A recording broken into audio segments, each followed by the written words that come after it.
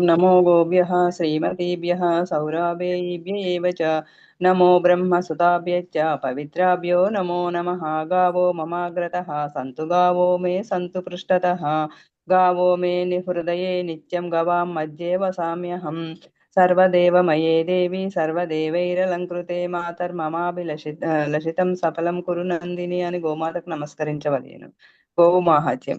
గోవు పాదములు పితృదేవతలు పిక్కలు పిడిగంటలు అడుగులు ఆకాశగంగలు ముక్కోలు కొలుకులు ముచ్చిన చిప్పలు కర్రి కర్రేనుగా పొదుగు పుండరీకాక్ష సన్నుకట్టు సప్తసాగరాలు గోమయం శ్రీలక్ష్మి పాలు పంచామృతాలు తోక 90 కోటి ఋషులు బొడ్డు పొన్న పువ్వు కడుపు కైలాసం కొమ్ములు కోటిగుళ్ళు మొగము దేష్ట వెన్ను యమధర్మరాజు ముక్కు సిరి కళ్ళు కలువరేకులు చెవులు శంఖనాదం నాలుక నారాయణ స్వరూపం దంతములు దేవతలు కళ్ళు పరమేశ్వరి నోరు లోకనిధి దేవేంద్రుని భార్య శచీదేవి బ్రహ్మదేవుని భార్య సరస్వతీదేవి శ్రీమన్నారాయణ భార్య లక్ష్మీదేవి శ్రీరాముల వారి భార్య సీతాదేవి గోపాలకృష్ణమూర్తి భార్య రుక్మిణీదేవి ఈశ్వరుని భార్య పార్వతీదేవి వశిష్ఠుల వారి భార్య అరుంధతీదేవి వీరంతా కూడి ప్రాతకాలంన లేచి ఆడవారు చేసిన పాపములు ఎలాగును పోవున కృష్ణ అని అడిగినారు.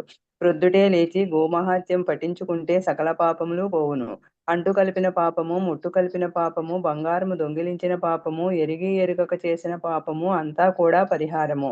మధ్యాహ్న కాలమందు పఠిస్తే ఏమిటి కృష్ణ అంటే సహస్రగుళ్లలో దీపారాధన చేసినట్లు జన్మాంతరం 5వ తనము ఇచ్చినట్లు 100 గోవులు దానము చేసినట్లు. అర్ధరాత్రి వేళ పఠిస్తే ఏమిటి కృష్ణ అంటే యమబాధలు పడబోరు యమకింకర్లు చూడబోరు. గోవు మాహాత్మ్యము వింటే గోమాహాత్మ్యము పఠించిన పణతి వస్తుంది. ఏలాగున వస్తుంది ఏ తీరున వస్తుంది. కనకాంబరాలతో కదులుతూ తులాభారాలతో తులదూగుతూ తన భర్తను తలుచుకొని తన పుత్రపుత్రిక పౌత్రులను తలుచుకొని మిత్రబంధువులను అనుకొని లక్ష్మీ మహాలక్ష్మి ఎదురుగుండా వచ్చినది. ఆవిడను క్రిందకు దింపేసి పసుపు పారాణి అక్షింతలు గంధములు ఇచ్చి కరుణించి పురుగులను వరుసగా తీసేసి ఇనుప ముక్కు కాకులను వెనక్కు త్రోసేసి మండే మండే పెనాలను క్రిందకు దింపేసి ఆవిడ కాశీ గయా ప్రయాగ అన్నీ చూసుకొని వైకుంఠమునకు వెళ్ళినది.